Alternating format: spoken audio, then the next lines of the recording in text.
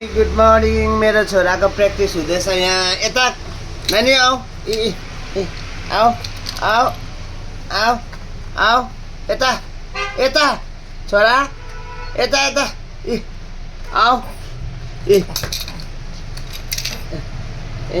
आऊ आऊ आऊ आऊ, कम कम,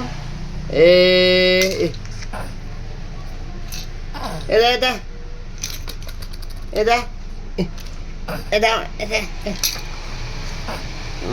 नि प्र्याक्टिस गर्दैछ है छोराले। सके छातीले मात्रै टेक्छ।